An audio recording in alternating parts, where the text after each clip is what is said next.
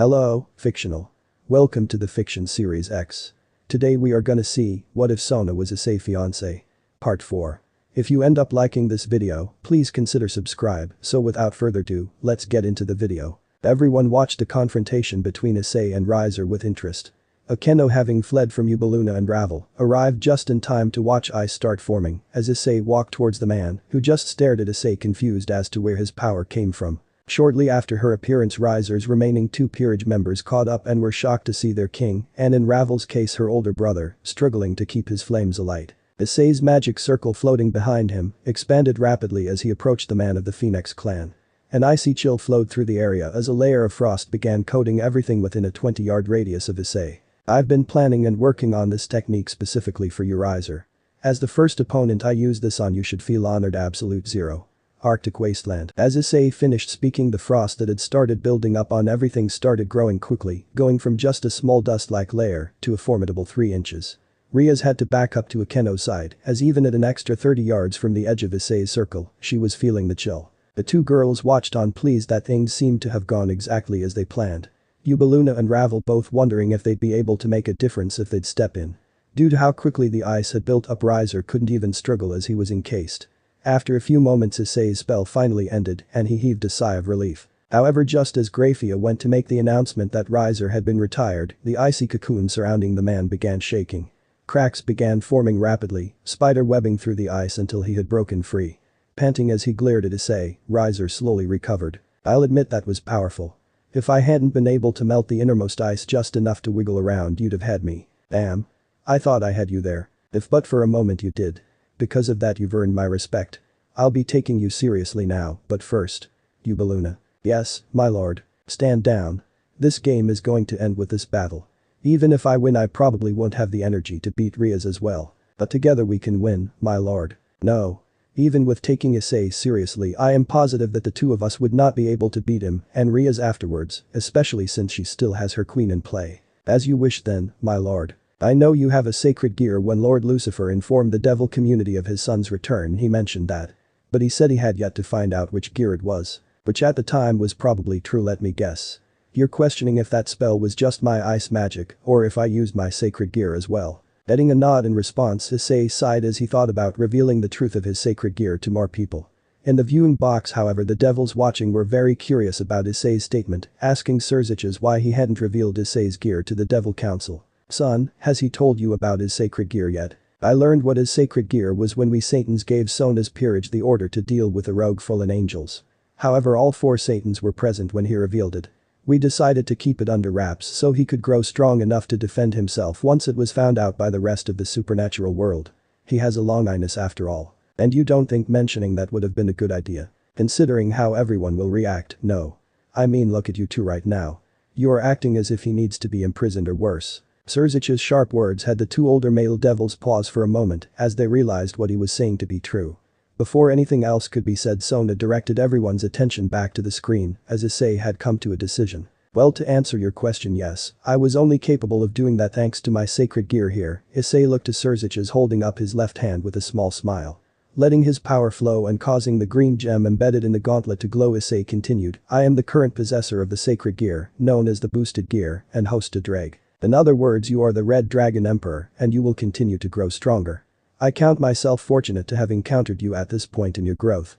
It is an honor to fight the legendary Red Dragon Emperor after all, and if you had been just a little stronger, I might not have been able to have this fight. Let's bring everything we've got and enjoy it to the fullest then. Riser gave Issei a smile at his words, letting his power flow around him. Ubaluna, Ravel, Akeno, and Riaz all backing off even further as the 2 males began clashing. Akeno and Riaz were smiling as Riser had basically already admitted defeat. Ravel on the inside was smiling as well as she watched, happy to see that someone had given her brother the wake-up call he needed. She noted it probably happened when he was only just able to free himself from the icy trap Issei had created.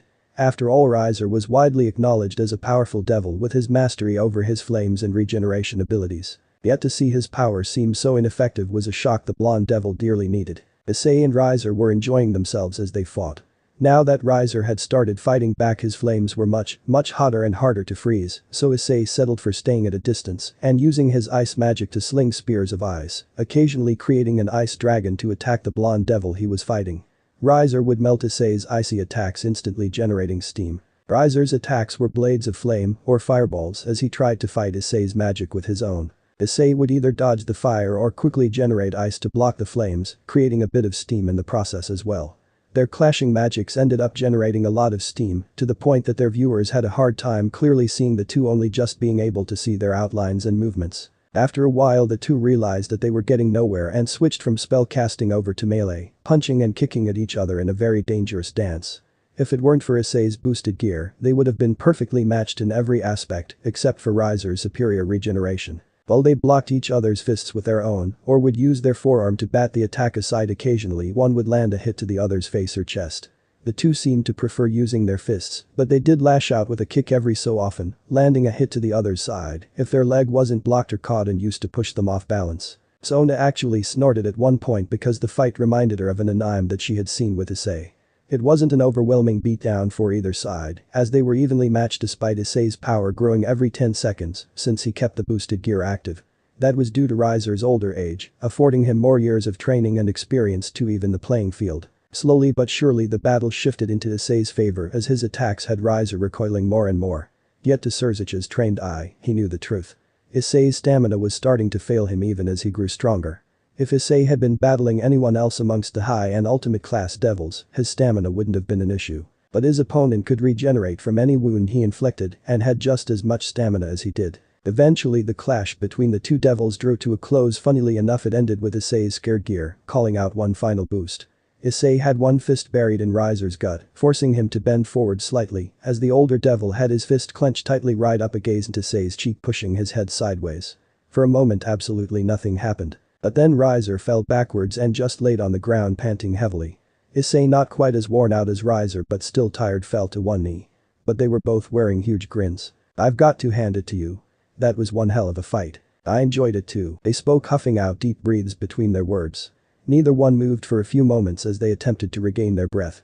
Once he could speak without being winded, Riser forfeited the match, giving Riaz and her peerage the win.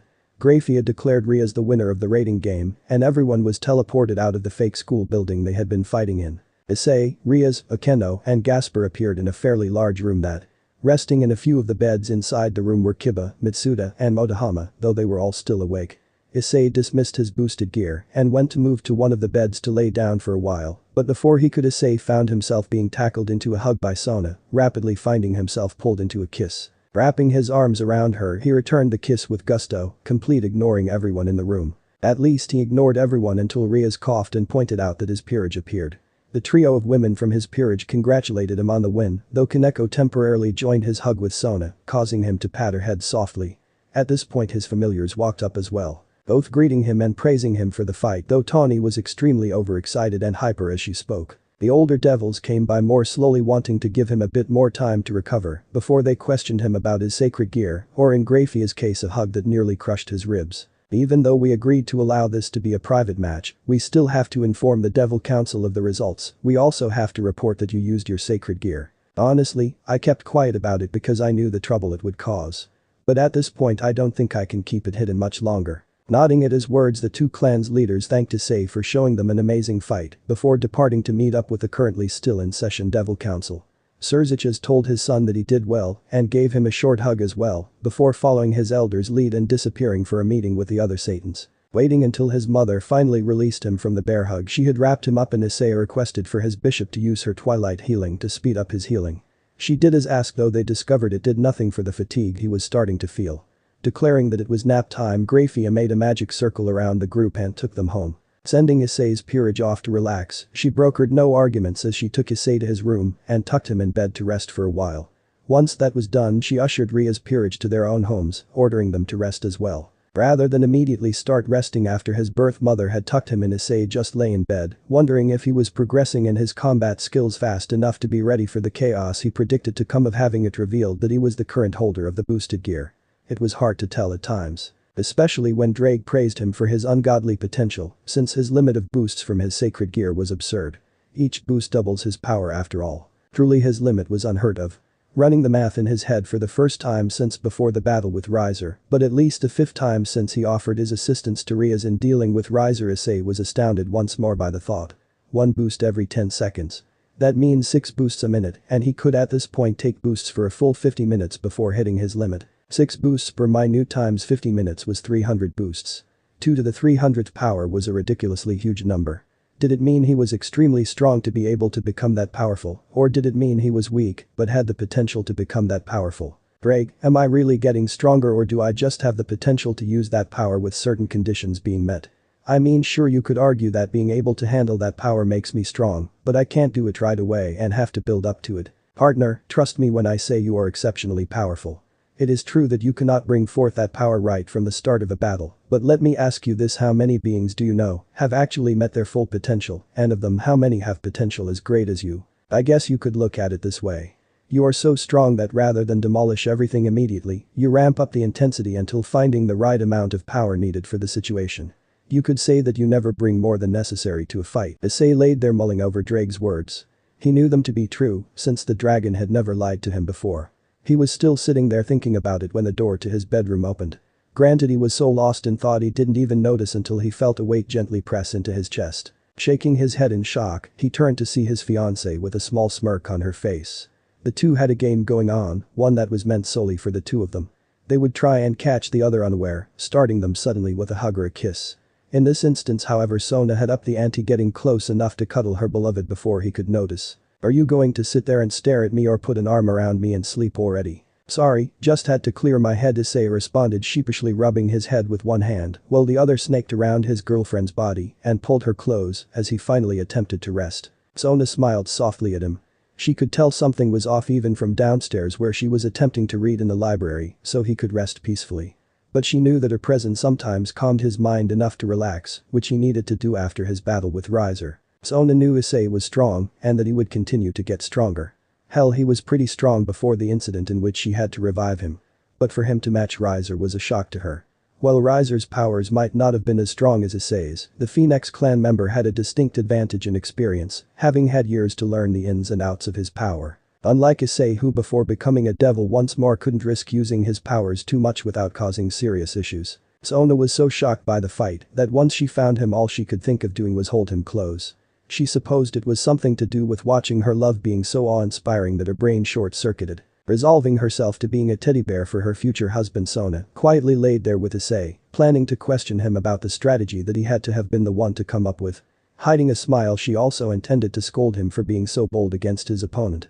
After all, Issei's plan had been brilliant until he allowed Riser to regain his breath after being frozen. Once he had a couple hours of sleep, Issei woke up to the interrogation that was Sona pressed up against him, asking questions. So, now that you aren't ready to fall over on me, what the hell were you thinking, letting Riser have a chance to recover after breaking free from your ice? I didn't think he'd be able to do it.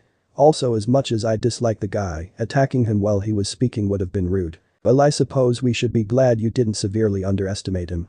But now I've got to ask, how did you come up with that battle plan? I kinda figured Riser would send his peerage out in small groups using different routes, but I didn't know how he'd split them up. But based off the power I felt from his team just before the game started, I was certain that the only problems would be his one bishop. If you mean his blonde bishop, then she's also his younger sister. But continue. Alright, I was certain his sister, his queen, and himself would be the only issues. Since we were battling it out in a copy of the school grounds, I knew the two best routes for him to attack our base were the gym and the sports field. I had Kiba keep an eye for when they entered the sports field, since as a knight, I figured he would need a bit more space to work with, as his specialty is speed. But since we couldn't see into the gym, I had Mitsuda reflect some of Akeno's power to Motohama so that he'd be able to handle more than one opponent at a time. I didn't think it would wear Mitsuda out just reflecting it, but I also don't think he was able to fully reflect Akeno's lighting. I know Gasper was helping Kiba, but how did he come into play with the two perverts? He didn't, that was all Motohama. But once he got back to the base, he told us he could only absorb so much and that once he hit that limit, he couldn't risk absorbing any more for at least a full day. That's part of why when he and Mitsuda went to rescue Kiba, they didn't put up a better fight. Why did Mitsuda go? After watching things play out, I can tell he's a support type, not a fighter. He said he couldn't let himself be shown up so easily. Typical male pride. Then back to Gasper though, how did you keep him unnoticed until Akeno sent him back to the clubhouse? I'm not sure either, honestly. I just told him to be subtle in how he controlled the battle for Kiba. Time skip. It had been 2 weeks since the raiding game against Riser, and Issei's human parents returned from their vacation, while Surzich's had their house remodeled.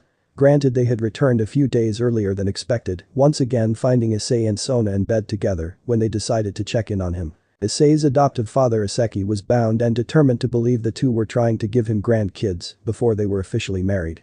His wife Emiko on the other hand was terrorizing the two about the idea, viciously against the two becoming parents before graduating high school, let alone being married.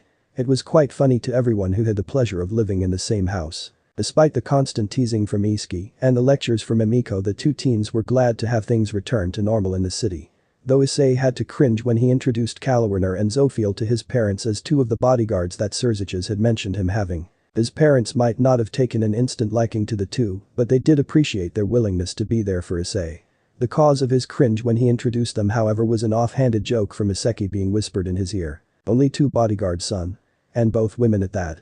Are you trying to bring in a harem?" Thankfully for both males, Iseki was quiet enough that none of the women heard his teasing aside from Kaneko, who mentioned that she wanted to be one of Issei's bodyguards as well, making the older man back off on the teasing, since he knew she wouldn't let anything like his joking thoughts happen. After that, everyone got settled back into their daily routines, happy and content with the situation. None of them knowing the danger that they would soon be placed in. A danger that would push Issei into not just the spotlight in the underworld with the devils, but into the spotlight for the entire supernatural world. Around a week after Issei's human parents returned home, he, Sona, Rias were called upon by the four Satans.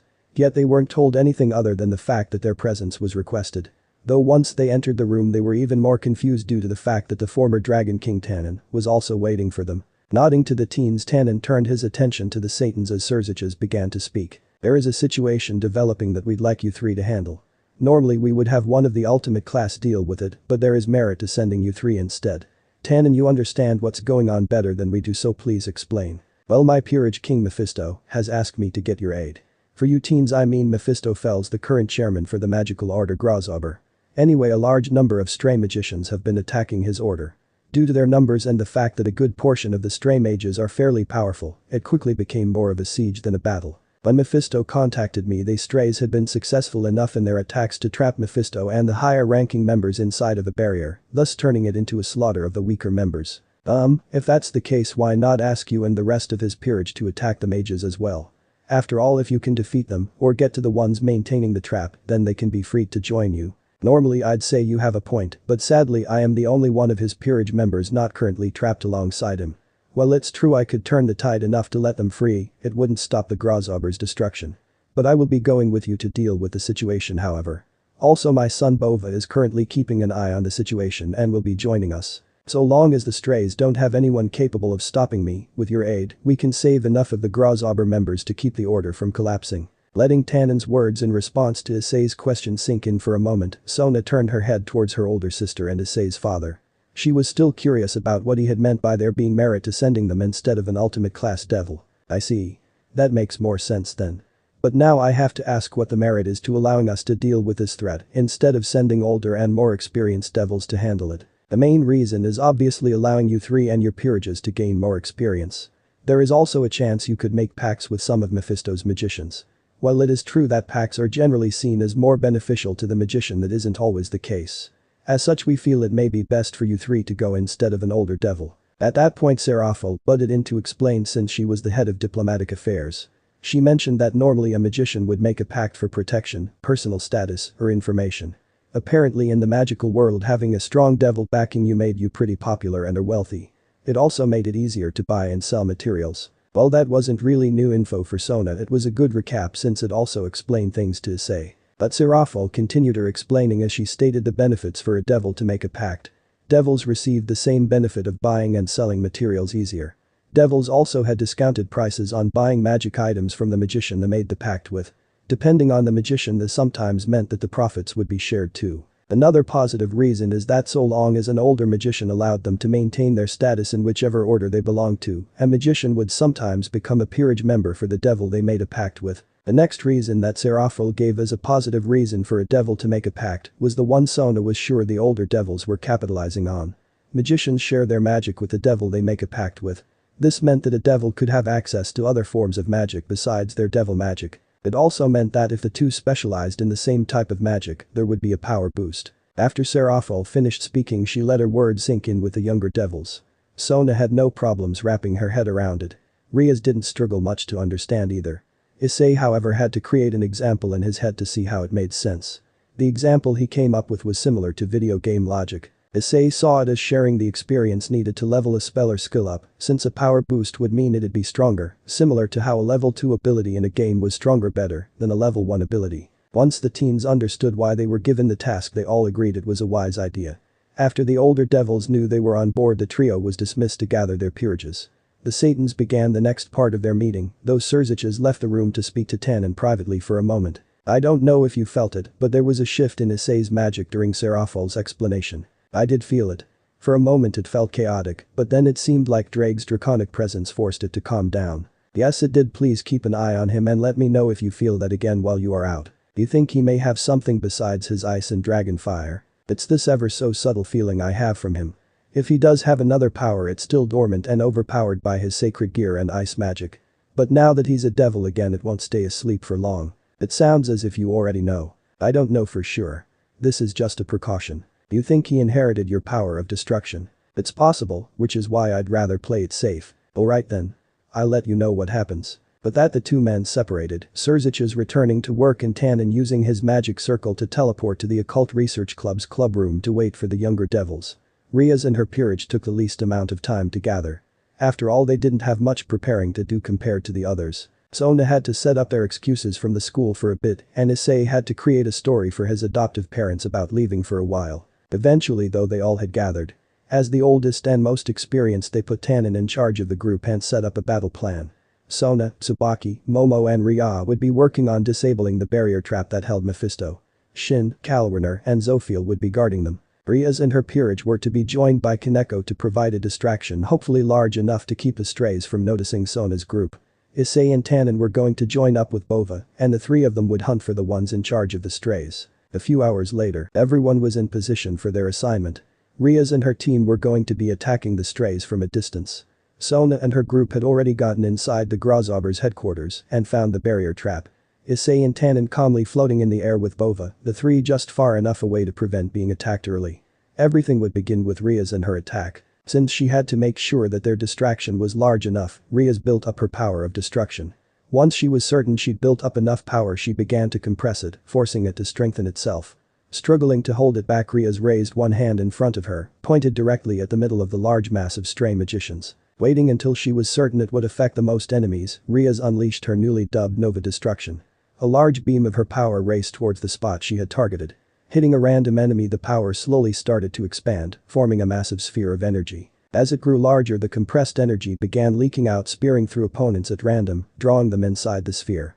Eventually the attack couldn't sustain itself any longer and exploded, destroying a large chunk of the land. Whistling in appreciation for the attack, Bova raced off eager to join in and left his father and Issei behind. I wish he'd learned to restrain himself. Chuckling at Tannen's words, Issei followed the dragon as the two began searching for the ones leading the strays. Issei activated his boosted gear as they moved, knowing they were likely in for a harder long fight. Riaz and Akeno maintained a near constant barrage on the waves of magicians heading their way, Mitsuda reflecting their attacks back at them, Motohama absorbing the few that got too close, Kiba and Kaneko doing their job of protecting the group, with Gasper sparingly using his forbidden Baylor view to keep them from being overwhelmed. It had already been close to 2 hours of fighting the strays. Riaz and her peerage plus Kaneko were admirably fighting off the large number of magicians, but they all knew unless something changed, they wouldn't be able to hold them off forever. Mitsuda was struggling to keep up with his reflecting capabilities. Motohama had already hit his limit for absorbing and was already pushing himself to keep up with Kiba and Kaneko. Akeno was starting to feel the strain of using so much of her power. Kiba and Kaneko were panting as if they had just finished a long workout. Sona's group on the other hand still struggled to deal with the barrier. Shortly after they began to work on it, they were noticed by some of the Grasshopper members inside the barrier, who informed them that the barrier was created and maintained by over 36 high-powered mages, which meant that even as strong as they were, it would take a while to make any progress. Luckily, they were able to work on disabling the barrier with few interruptions, the bodyguards handling the occasional enemy with ease. That work became an even larger breeze when a younger magician from the Grasshopper Order joined in attacking the stray magicians from behind. While he was fairly quiet, he quickly found a place with the group and found himself hoping that when the battle was over, he could spend more time getting to know the group. Eventually the fighting slowed down to a trickle, likely due to the fact that they could feel Issei outside getting serious. Thanks for your help, Luke Geru. Friends call me Rugel though. At that the group introduced themselves, Sona secretly hoping that when all was said and done, she could convince him to make a pact with her. She could tell he was hiding some things and knew that if they made a pact it'd be easier to find out. Rugel on the other hand was questioning himself. Normally he was both quiet and stoic, yet he found the stoic facade breaking for this group. He was wishing to be a part of it and couldn't understand why. As time passed though he came to realize that once they got through the day he'd ask not just to make a pact with Sona, but to join her peerage too. He was willing to go that far to find out why he was opening up to this group of strangers. Unknown to him and the rest of the group outside the barrier, the ones inside and watching them had already decided to give the okay and push the boy into joining Sona's peerage. They had seen the same thing Rugel did, but instead of questioning how and why it happened, they already knew and were happy to give him the chance to make true friends. Issei however had the hard part.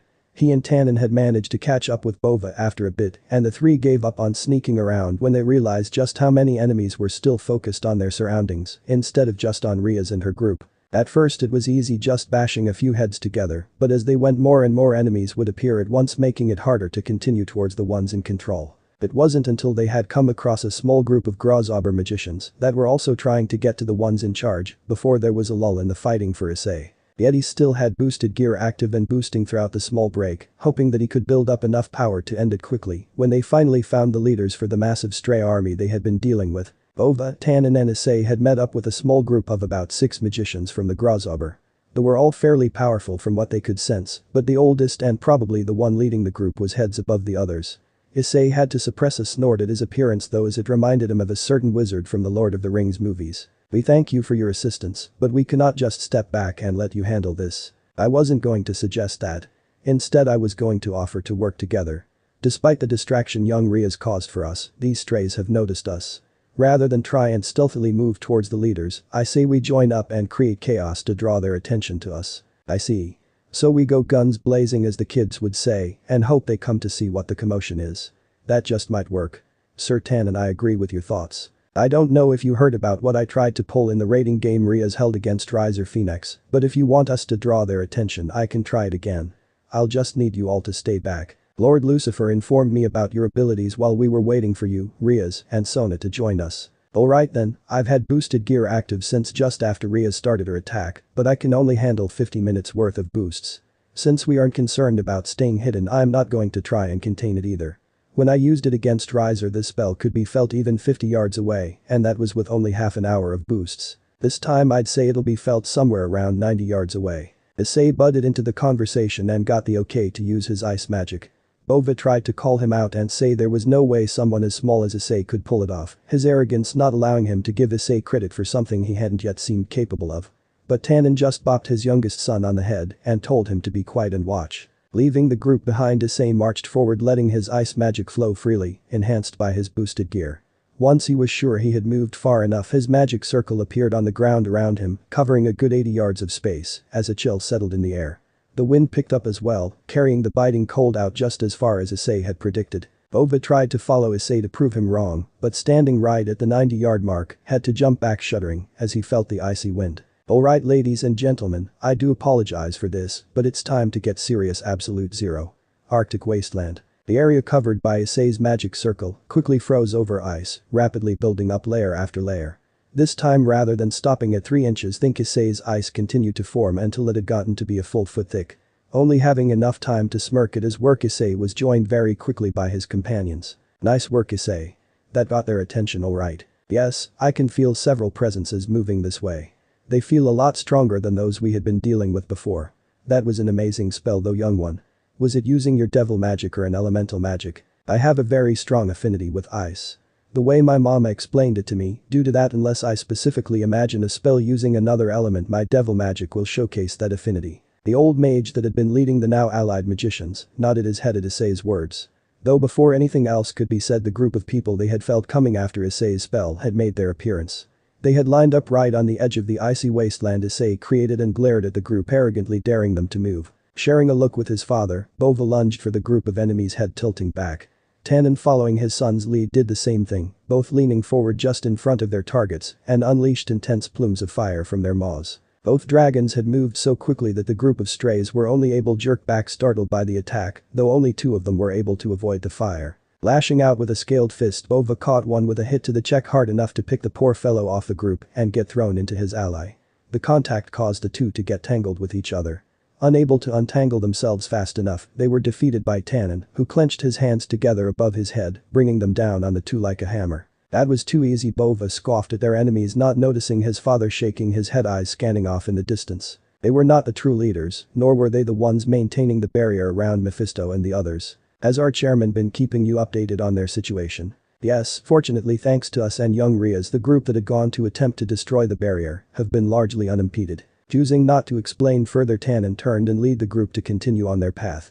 Bova eventually took up point with his father, the two roasting enemies with their flaming breath, unless they had gotten too close, in which case they'd lash out with their fists. Issei and the magicians were slinging spells off into the distance like they were grenades. Every so often they would stop and Issei would unleash another absolute zero. Arctic wasteland and draw more of the elite enemies to them to be taken down. While it was working to a degree, the ones in charge and the ones maintaining the barrier trap around Mephisto had yet to make their appearance, which was starting to frustrate Issei. Letting that rage guide him, Issei joined Bova and Tannen in the front, burning enemies with their fire breath, which thanks to Drag using Issei as a host, Issei could do too. The dragons explained it as being hosted. Drag Zol makes the wielder of the boosted gear part dragon.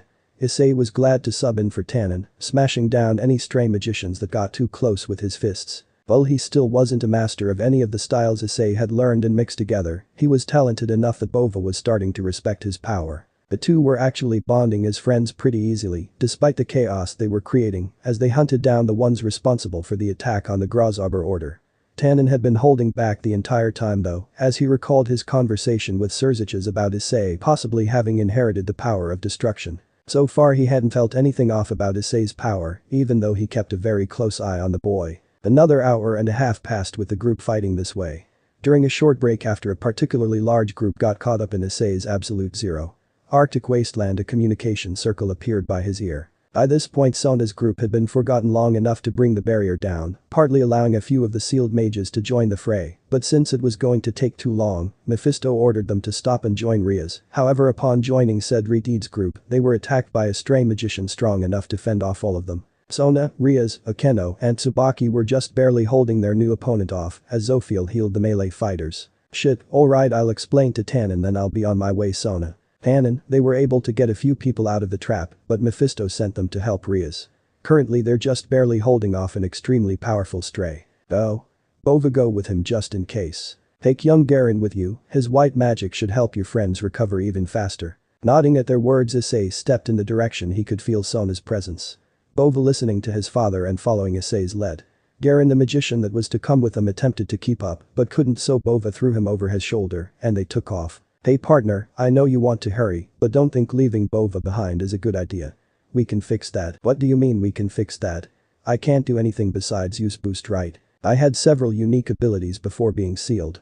Well, it's true my hosts can't use them right away like boost, you can unlock them after a time. There hasn't really been much need for this ability yet, so I haven't told you, but besides boost, you can also use my ability transfer. You can stock boosts and then transfer them to an ally. Unlike boost, which is a constantly working passive after you activate the boosted gear, you have to initiate it though. Just say transfer X, with X being however many boosts you are willing to give to a friend, and point at them. Following Drake's advice, Issei pointed at Bova and Garen, since he was slung over Bova's shoulder, and said transfer X 50, smirking as Bova speed up considerably. Increasing his pace as well, the two of them sped towards his friends. They arrived just in time too. Bova made a beeline for Zophiel and set Garen down beside her so he could help with the healing before taking up a guard stance in front of them, since at that point Issei had punched the magician attack his friend square in the face, the impact sending the man spiraling up into the air as Sona fell to the ground free from his grasp. Issei gently picked her up and set her beside their friends being healed by Zophiel. Turning back to the man he attacked, Issei launched a large pillar of fire from his mouth, angry that the man attacked his love. While still in the air, the man corrected himself and twisted around the fire, attempting to throw fireballs at Issei. Bova, keep them safe while I deal with this guy. I was going to do that anyway, but you don't get to boss me around. Bova was smiling as he responded though, leading the group to think they were just bantering. Issei dodged the fireballs being tossed his way, swiping his arms occasionally to retaliate with spears of ice. After a moment the man had landed, glaring at Issei he spoke. I suppose I should tell you my name. It's the least I can do since I'll kill you all. I'm Zal. The man introduced himself as his magic circle appeared in the air behind him. Before anyone could blink he shot towards Issei, moving faster than humanly possible. Luckily Issei had been boosting for a while and was able to keep up without an issue. "How the hell can you keep up with me when I've reduced the gravity affecting me?" Zol cried as his attempt at uppercutting Issei was stopped. Issei just grinned in response, using his grip on the man's hand to pull him forward, headbutting Zol. The force from their heads impacting each other knocked Zol back and hit him dazed long enough for Issei to slam his gauntlet-covered left fist into his gut. The fist buried in his gut caused Zol to double over. Capitalizing on the weakness, Issei brought his right elbow down on the man's back, causing him to spit out blood. By this time though, Zol had snapped out of the daze he was in and grabbed Issei's left fist, swinging him off to the side. Creating a small magic circle in his free hand, Zol attempted to dice Issei to pieces with wind. Thanks to his instincts, Issei was able to prevent most of the damage by breathing out a small plume of fire. One wind blade did manage to slip past his fire and cut a nice gash down his right arm, but Issei ignored it. Pulling his arm free from Zol's grasp, Issei pushed off the ground with his right hand, flipping his body in a way that the arc brought his foot down towards Zol's head. It was blocked however, but Issei, anticipating it, flicked his fingers towards Zol, launching a few darts made of ice into the man's chest. Shocked by the sudden cold feeling on his chest, Zol looked down before ripping the darts out of his chest. Thanks to that movement, Issei was free to stand up and put a bit of distance between the two of them.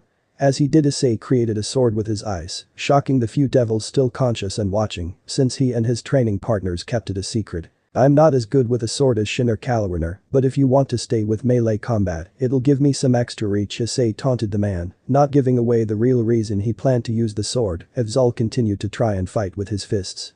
Truthfully, the ice the sword was made from was cold enough to instantly cause frostbite to any wound it created. Sadly, the chill in the air tipped Zol off to Issei's intent. "I'm not stupid, you'll freeze me to death with that thing," Zol shouted before creating a few fireballs and throwing them at the sword, intent on melting it before Issei could use it against him. Knowing his idea wasn't going to work, Issei let go of his sword and lunged under the fire coming his way. He managed to tackle Zol around the waist. Lifting the man over his shoulder, Issei leaned back and hammered Zol into the ground, letting go as he did so he could spin around. Issei turned just in time to block a fist that was aimed at his back, slapping the hand away with his right hand. He retaliated, his left fist connecting with Zol's knee. The force twisted the man's leg awkwardly as he cried out in pain. Not caring about just defeating the man, Issei proceeded to brutally beat Zol until he was just a pile of broken bones wrapped in human skin. "That was for threatening my friends. This is for pissing me off by harming my fiance," Issei spoke as he pushed his palm against Zol's chest, a blade of ice connected to his wrist. The ice pierced through Zol's heart, pulling away. Issei turned back to his friends. Whistling at how brutal Issei had gotten, Bova told everyone awake to remind him not to get on Issei's bad side. Grinning sheepishly, Issei just told him never harm Sona and he wouldn't have to worry. By this point Zophiel and Garen had healed everyone, though Sona was the only one that wasn't still out from the thrashing they had gotten by Zol. That didn't last long as Rugel woke up. Noting Issei and Bova, he sprang into a defensive posture in front of the recently healed members of Sona's peerage before realizing that they were friendly. He didn't say anything though as he relaxed, leaving Sona to explain about their new friend.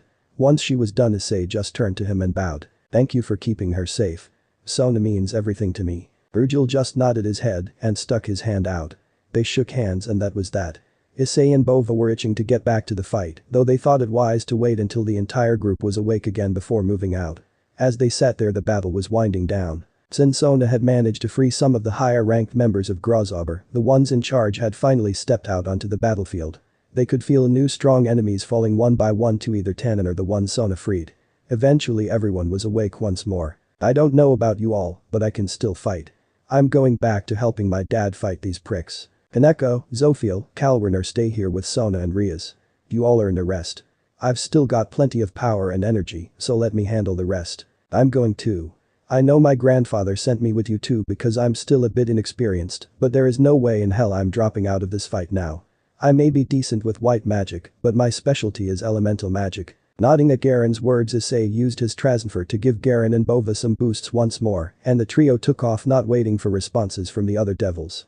Riaz shook her head, muttering about her nephew possibly becoming a battle junkie. Sona on the other hand pouted as she had hoped Issei was going to be extremely loving and protective over her after Zol's threat. Then she realized he was rushing off into battle and was likely to get hurt, her pout turning into worry for her future husband. The trio of teens racing back towards the fight were intent on ending the long drawn-out battle. Considering he had given some of the boosts away to Bova and Garen when they rushed to Riaz and Sona's aid, Issei was feeling pretty good about himself. He had said to give 50 boosts to Bova and Garen, but unlike his intent, which was for each of them, get 25 boosts worth, thinking it divided the boosts between targets, it gave both of them 50 boosts. Once he realized that Issei was excited. Zal seemed like he was a key player for the stray magicians, and he had been defeated without Issei using the full extent of his power. Which meant even if Zal wasn't one of the leaders or ones maintaining the barrier trap, he still had a chance at being strong enough to deal with them. After all, he now had 10 minutes worth of boosts before hitting his limit once more. Since he hadn't asked Drake to start using boosts to replenish the transferred boosts, Issei decided to do that as they ran. Bova was eager to fight. While he had been dealing with a number of enemies himself when they had been with his father before, they weren't really a challenge. He hadn't expended much energy or effort to beat them. He was itching for a good fight, one that made him feel like he was needed for this battle. As much as he liked to fight, if it wasn't on his terms, Bova needed to feel like it was necessary for him to do it. That was why he wanted a real fight, not the curb stomping he had been giving out. Aaron, however, was preparing a few secret weapons to help him get the edge he needed to show his grandfather that he was capable of stepping up to this level. He had already done all the calculations needed for several new spells, and rather than possibly losing them, he pulled out his grimoire and recorded them. He also unclasped his most recent creation from its holster on his back. Aaron was extremely talented for a young magician. He specialized in elemental magic, having affinity with ice, lighting, and wind. He also had a fairly decent grasp on the healing and supportive spells from white magic and had enough talent with alchemy to craft both his grimoire and the staff he unbound from his back. The staff was designed to help him defend himself while casting his spells, but thanks to some help he received while crafting it, the runes etched into it granted him an endurance boost so that he could stay in the game as long as needed. Now that the trio had prepared themselves, they burst onto the scene just in time for the ringleaders of the assault on the Grasshopper to show themselves. You all have been annoying thorns in our sides. I think it's time we got rid of you. Lose the arrogance, Bogart, clearly they are worth us taking this seriously. Denmer is right. They have been fighting off the peons and yet still have the energy to stand before us. Well, they have the same numbers we do, not that it'll matter. Defeat your opponent, then gang up on the others. But that order all hell broke loose. Last time, well, they have the same numbers we do, not that it'll matter. Defeat your opponent, then gang up on the others. But that order all hell broke loose. This time, Issei, Bova, and Garen were simultaneously attacked. Garen swiped his staff in front of him, shattering the icicles that were thrown at him. Bova took a small breath before letting the air out in a puff, similar to how someone would blow a candle out, effectively cancelling the fireball that was flung at him. Issei spun around the slicing winds that were streaking towards him. Somehow the three boys were in sync with each other, Garen stepping back as he shifted his grip on his staff so that he could wield it one-handed, while the other pulled out the small black leather-bound book that acted as his grimoire. Issei and Bova stepped forward, both leaning back before unleashing massive infernos from within their open jaws. All three boys knew that they didn't have the time to play around. Rather than letting themselves be separated and picked off, they stuck together, making themselves stronger. Thanks to his grimoire, Garen was chain casting his elemental spells so rapidly that the weather shifted to a malevolent thunderstorm, which condensed and focused its lightning strikes to line up timing-wise with the streaks of lighting Garen had flowing from his fingertips. This meant that any opponent unlucky enough to be caught by Garen's attack had to suffer twice the damage as they were struck from above as well. Bova was launching fireballs left and right, not bothering to aim perfectly. Catching on to Garen's plan, he used his fire to box enemies in long enough for Garen to strike. Though there were a few times he had to kick away one of the three stray magicians before they could get too close. Issei, like Bova, would push back anyone that got too close, but for the most part focused on trying to catch their opponent's mid-dodge from one of Bova and Garen's attacks. Using his enhanced capabilities to be precise with his icicle darts, hitting enemies when there was no possible way to dodge. For anyone watching the trio fight, it was very uniform and instinctual. Almost as if the three were one person with how in tune they were. Though it was fairly interesting to see them attempting to burn, freeze, or paralyze the stray magicians they were combating. Unfortunately, the mages were older and more experienced, not letting the power from the teens shake them. Despite having an advantage in power and working so well together, their enemies were able to fight back, creating a stalemate. One of the trio of villains generated long, powerful blades of wind, fast enough that unless Issei and Bova purposefully stood in the way with their flame-breathing technique, there was no way to block them. Another attempted to destroy the teens with massive fireballs, though he occasionally stopped to infuse his flames into the winds his ally generated, forming small fire tornadoes that Issei had to flash freeze in order to stop. The last member made blades of ice, valiantly jumping towards the teens in an effort to slice them up, rending the ground when he missed. The clashing spells being thrown back and forth were of a high enough level that the terrain around the fight was being reshaped, quickly becoming a barren stretch of land littered with small craters, gashes, and burn marks. The combatants dancing around each other seeking to gain an upper hand. The chaos of the battle made it hard for anyone to get near, not that there was anyone currently able to do so, as both sides' allies were locked in struggles, only able to glance at the battle for a few short seconds before returning their attention to their own battles. Eventually the group of 6 realized that nothing would change if they kept up attacking in the same manner, changing fighting styles. Bova charged in fighting hand to hand with the one that was previously sending fire at him and his 2 newfound friends. Bova, being a dragon, had the upper hand in physical might, but his enemy stubbornly held his ground. Eren started a rapid-fire contest with the one that had previously been making swords of ice. The 2 circling each other as their spears of ice clashed between them, neither one able to outpace the other. Issei and the one that generated the strong blasts of wind quickly locked themselves into a fist fight just as fierce as Bova and his opponents. Sadly, Issei left one opening that his wind-wielding magician enemy was able to take advantage of, slamming his palm into Issei's chest, with a small tornado smashed between the 2 before unleashing it and sending Issei flying away. Since he knew the teen was a dangerous foe, he followed after Issei, intent on finishing him off and returning to help his companions. Issei managed to avoid taking any damage when he was finally able to stop flying through the air like an arrow. He had just enough time to stand up properly before getting pulled back into combat.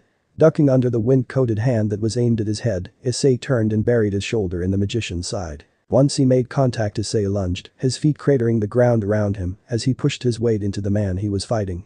The forceful shove startled the man just long enough for Issei to bring his armor-clad fist forward in a devastating blow to the face. Growling in anger, the man tried to kick Issei in the stomach. Noticing his movement, however, Issei dodged a limb, ducked low and lashed out with his own, sweeping his enemy off his feet. Jumping away, Issei leaned back as he sucked air in before unleashing a blisteringly hot plume of fire from his mouth. His enemy flicked his wrists, generating a small gust of air to redirect the flames away, earning a chance to stand up. Summoning a raging wind, the man used his hand to guide it into acting like claws as he swiped his hands towards Issei. "Hey partner, I've got an idea. As you know, you are part dragon due to being my host. Well, you can generate draconic energy and attack with it too. Since you're fully boosted right now, there is no way this guy will be able to stop it. I'll guide you through the process." "Alright, let's do this, Drag." Letting his body move on autopilot, Issei followed Drag's instructions, finding it surprisingly easy to generate and use the draconic energy. Since it was focused inside the gauntlet that is the boosted gear, Issei caught his enemy's fist in his right hand and held the man in place. Opening his left hand, the energy seeped out of the boosted gear and condensed into a sphere in his palm. Once he was sure that the energy was stable enough, Issei grinned, unleashing it in the form of a beam that disintegrated everything it touched, completely destroying the man. That's a pretty cool ability. It needs a name though. I'll call it Dragon Shot. In his head, Drag snorted at the name but told Issei to stick with it since he couldn't come up with anything better. Sighing at the dragon, Issei went to speak with him about learning what abilities he could learn and use thanks to being Drag's host. Before he could do so, he remembered that he was supposed to be helping end the siege on the Grasshopper. Dashing off towards where he could feel Bova, Garen, Tannen, and the others that were fighting the leaders, Issei built up his magic power. He was intent on ending the battle quickly, only pausing long enough to utter the words Absolute Zero. Arctic Wasteland. As he unleashed his spell, his allies that had seen it in use before backed off, managing to pull those that hadn't out of the way just in time. His spell trapped all but one of the leaders of the attack inside layers of ice far quicker than any of his previous uses of the spell, though that might be because the area was already fairly cold from all the ice magic being slung around in the fights. Since Issei was fully boosted, just the act of letting his massive power been seen for just a moment as he cast the spell was enough to make the remaining stray magician cower in fear.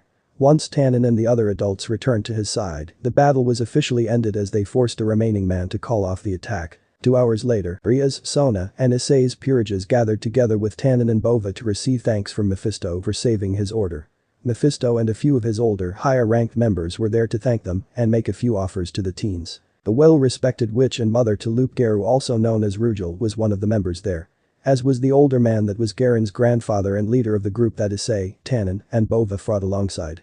The 2 of them had seen and heard of how the teenage devils interacted with a certain pair of younger magicians. They had discussed their idea with each other and were about to present it to the group as part of Mephisto's thanks for their aid. "Sir Mephisto, if I may, I have heard a lot and seen a bit of how my son Luke-Geru interacted with Miss Citri's peerage. Not only do I give my permission, but I recommend that she be allowed to make him a peerage member and form a pact with him. I will second that and also put forth my grandson Garen for the same reasons, though instead of Miss Citri, I recommend him forming a pact with young Issei here. The two adults spoke, with the old man stepping forward to place a hand on Issei's shoulder as he spoke. Mephisto took their words into consideration for a moment before nodding and saying that should the two young magicians wish it, he would allow them to do so. Garen and Loop were called to the meeting and informed of the adults' ideas. They also received a lot of praise for stepping up and making it through the battle, Garen in particular, since he was able to stand up against the leaders of the attack. Loop instantly took up the offer, wanting to find out why he felt so at ease with Sona's peerage and why he was able to bond so quickly with them. Garen took a few minutes to mull it over before nodding as well. He felt that he and Issei would get along fairly well, and after seeing him in action, he knew they had a similar elemental affinity, which would make it easier to work together. Since everyone was tired, Issei and Sona decided to wait until they got home to give the two mages their evil pieces, so that when they collapsed from exhaustion, it would be in a place they could sleep. Agreeing with Tannen to meet up the next day to report to the four Satans, the teens used a giant magic circle to return to Kao. However, Bova tagged along, giving these words as his reason. I want to join your peerage too, Issei. You're strong enough to earn my respect and to be a great training partner.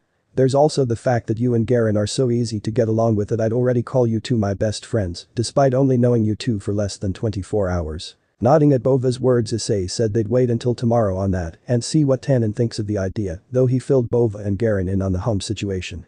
Riaz and her peerage left for their respective homes, as Sona sent her peerage to their homes, arranging for Rujal to stay with Shin temporarily after joining her peerage. Issei however made sure that Garen and Bova had gotten introduced to Kaneko, Kalwerner, and Zophiel, since they were going to be teammates as part of his peerage. But that the teens trudged through the city to Issei's home, introducing the two newest members of his peerage as new bodyguards to his adoptive parents, and Rujal as one of Sona's new bodyguards as well. Letting Bova and Garen pick their rooms, Issei gave Garen his second bishop piece before leaving them to settle in. Sona gave Rujal 4 pawn pieces before letting him rest. The next day the teens gave their reports to the four Satans, with Tannen agreeing to Bova's plea to join Issei's peerage. Taking a moment to think, Issei decided to give Bova his second rook piece. Once the teens were dismissed, Serziches pulled Tannen to the side. Did you notice any change in Issei's magic while you were combating the strays for Mephisto? None. Though there were 2 brief moments where I was unable to pay close enough attention. I see. If he has the power of destruction, it may well be a while before it awakens and manifests itself. After all, with Issei being host to Drag, he might not need another power anytime soon. In other words, if Issei has the power of destruction, his body is holding it back until he needs it, as if his powers are sentient enough to determine when and if he needs them. Stranger things have happened. Though I wouldn't be surprised if Drag had something to do with it. I wouldn't either anyway. I've got to get back to the meeting, you are free to leave now. But the teens, Issei, Sona and Riaz had dismissed their peerages to do whatever they wanted as the three chatted about their plans. We didn't do too bad, and if it weren't for how long we'd already been fighting, I don't think you would have needed to save us, Issei. We were pretty worn out by then too. It doesn't help that Kalwerner, Shin and Rujal were caught off guard with Zul's first attack. Honestly, if it weren't for having the boosted gear, I'd have had to stop after rescuing you. Thankfully, when I use boost, I'm able to increase my stamina and endurance too. In other words, we're still pretty weak. But is training on our own going to help, or do we need to ask for more training? Let's hold off on getting help and work together. I know Shin still trains with you, Issei. What if the close combat fighters from Ria's peerage join you guys? Having a different person to work with might help. Then Riaz and Akeno can work with you and Tsubaki as well. But what about Gasper? As a supportive fighter, he doesn't really have anyone to train with. Nonsense, Riaz. Here's the categories we have. Offensive magic, supportive magic, melee fighters, and balanced fighters. For offensive magic we have you, Sona, Tsubaki, Akeno, and Ria. Supportive magic users are Gasper, Momo, Mitsudayura, and Zophiel. Melee would be Motohama, Kiba, Kaneko, Kalwerner, Tomo, and Shin. Balanced fighters are myself, Garen, though he's less melee-oriented, Rujal and Bova. In other words, when we're training we divide into these groups and work together to get stronger. Yup. Though I think we should also change it up a bit and make everyone step out of their comfort zone. If we can get everyone to be more balanced, then we could pair up however we wanted for training. Somewhere in Kuo. Ah, they're back. I wonder where you all went. Not that it matters. Everything is almost in place. Soon this world will be plunged into war. End of the part 4. So how was this story? I hope you like it. And if you like it, share this story with your friends and like the video too. And don't forget to subscribe our channel for daily awesome fanfiction. Okay, it's time for me to go. Bye bye.